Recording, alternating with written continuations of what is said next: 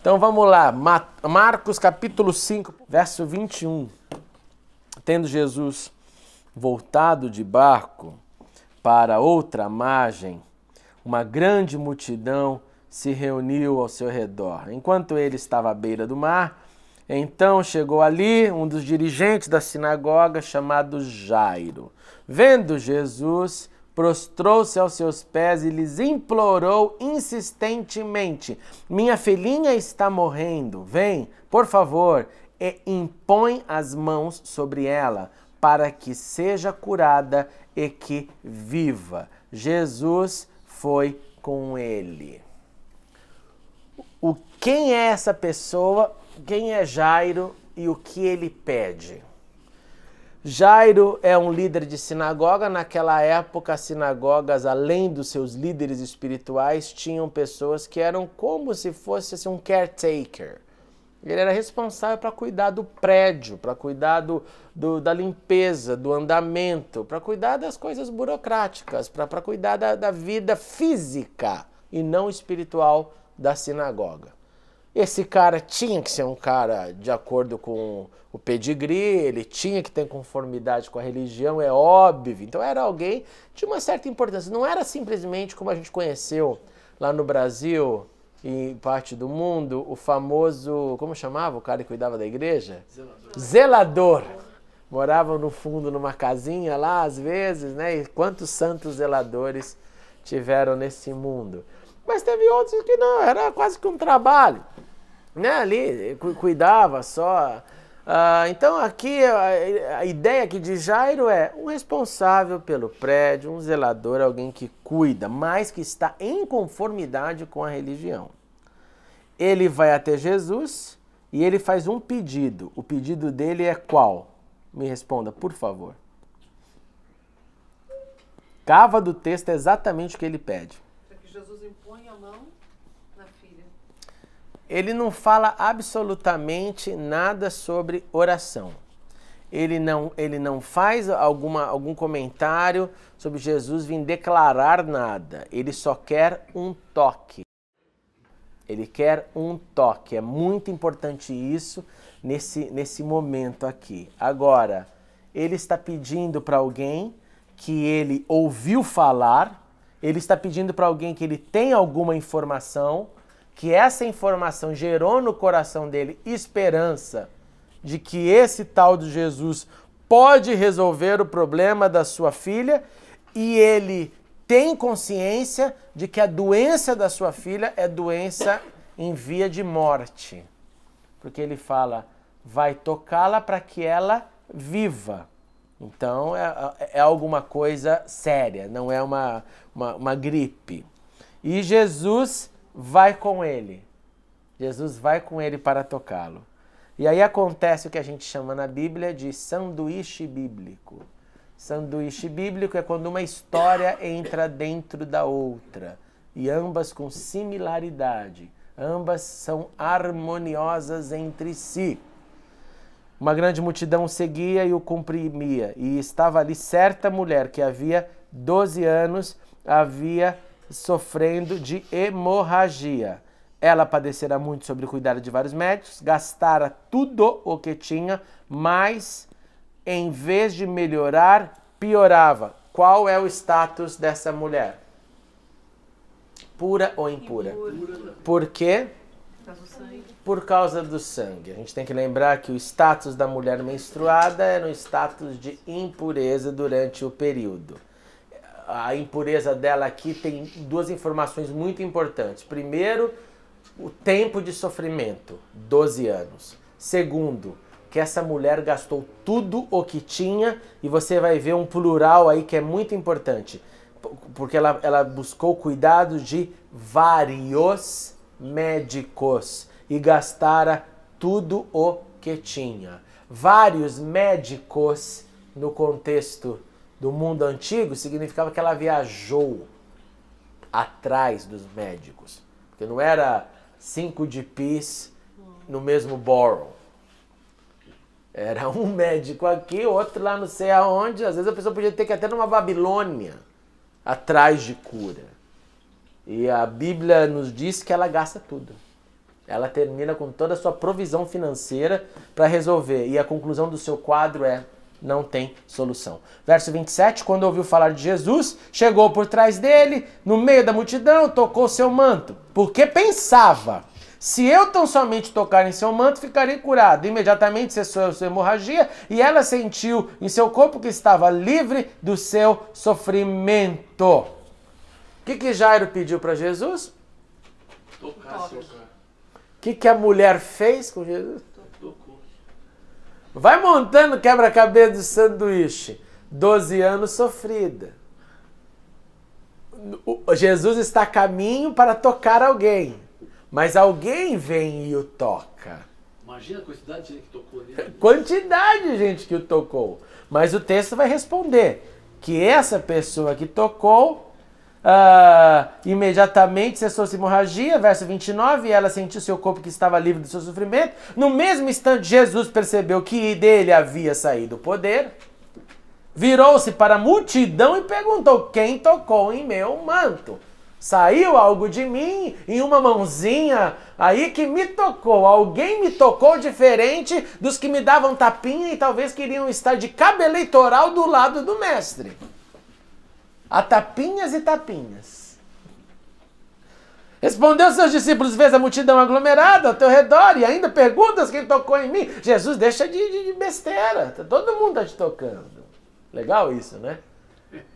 O que mostra assim um discernimento. Não, vocês não estão entendendo. Existem coisas que acontecem aqui no mundo dos viventes.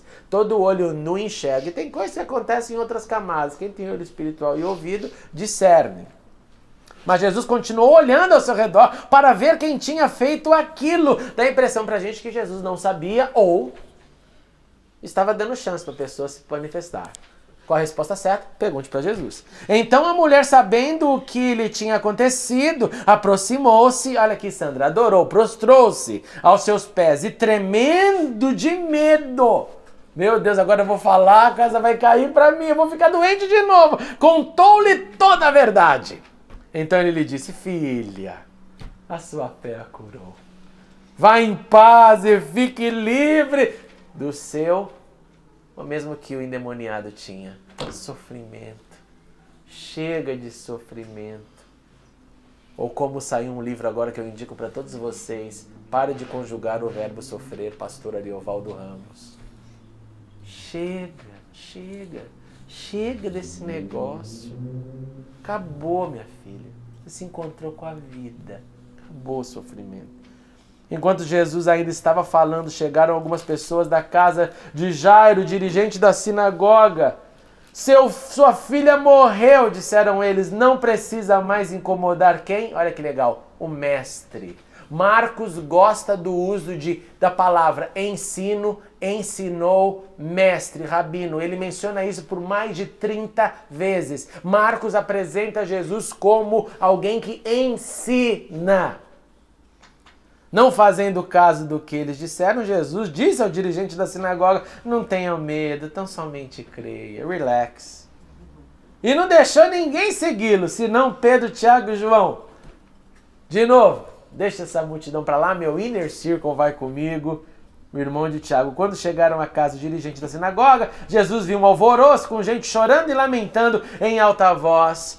No mundo antigo era comum você ter até gente que você pagava para ir chorar.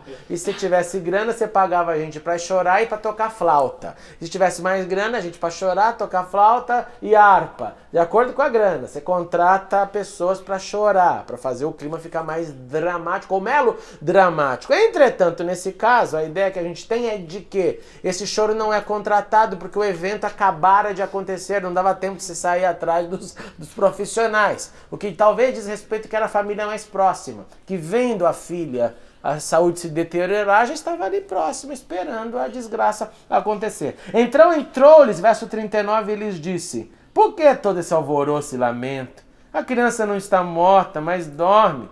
Mas todos começaram a rir de Jesus. Olha que interessante. A mesma pessoa que chorava a morte agora ri da palavra da fé.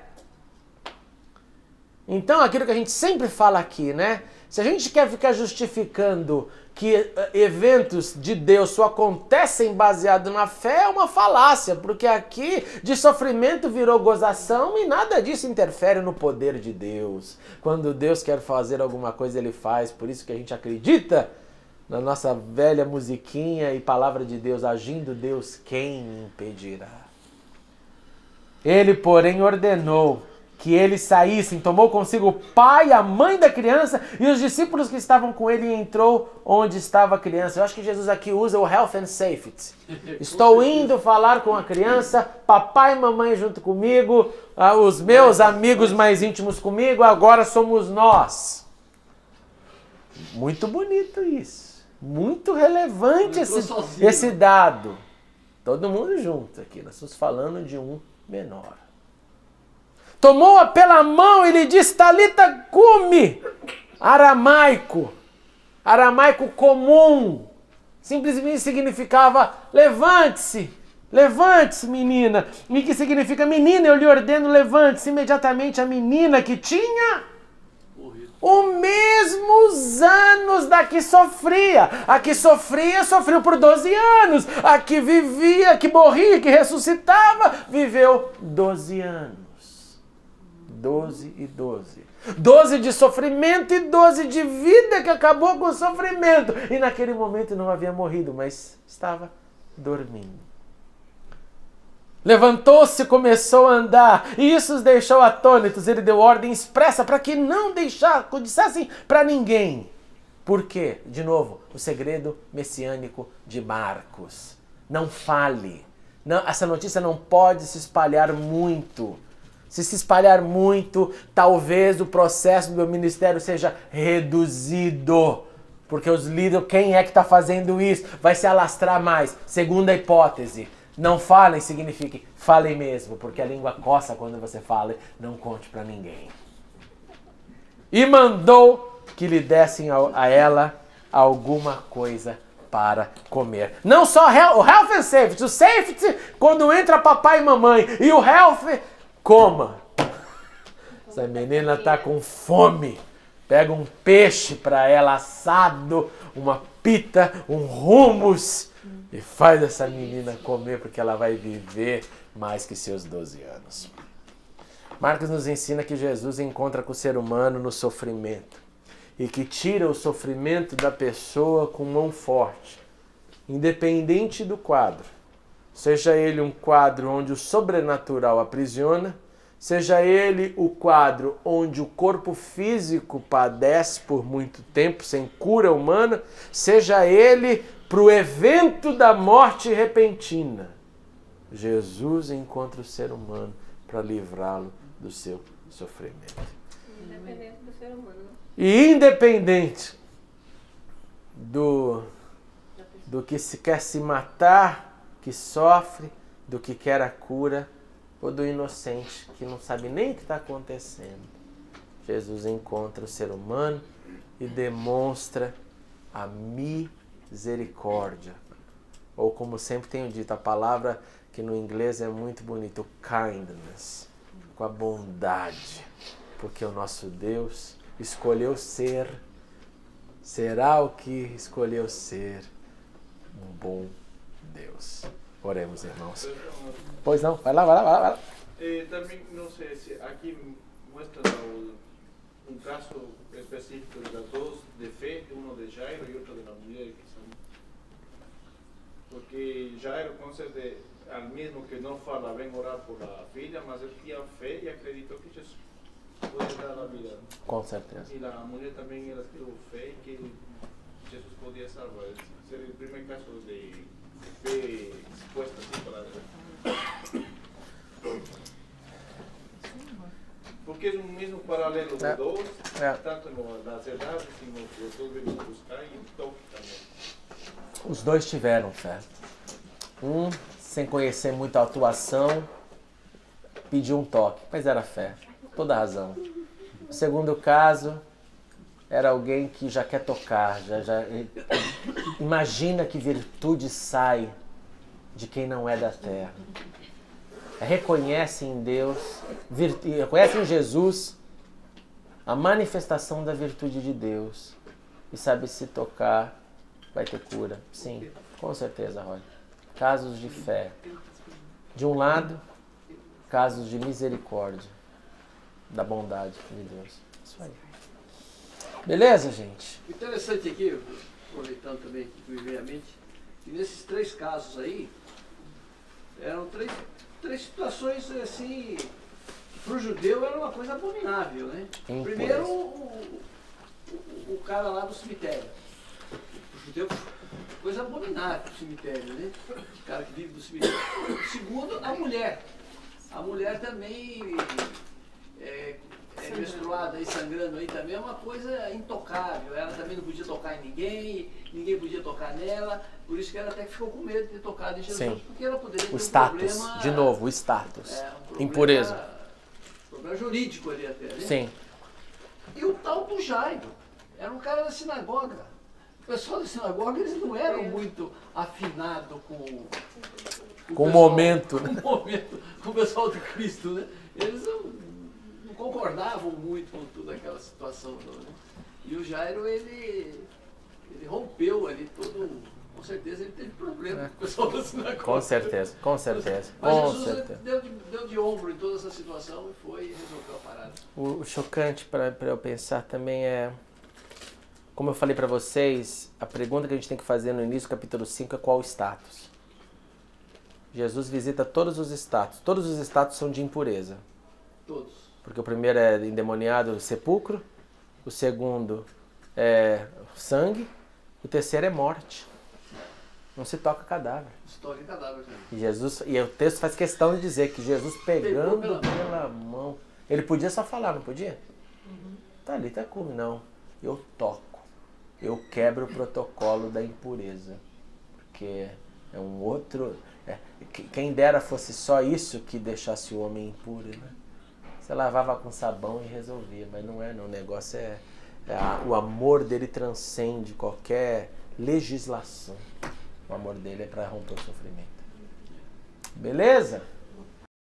Muito obrigado por assistir a mensagem. Clique agora em inscreva-se para se cadastrar no canal e ser avisado de todas as novidades. Se você quiser ajudar na divulgação, clique em gostei e adicione o vídeo nos favoritos. Não se esqueça também de conferir as mensagens anteriores. Obrigado e até a próxima.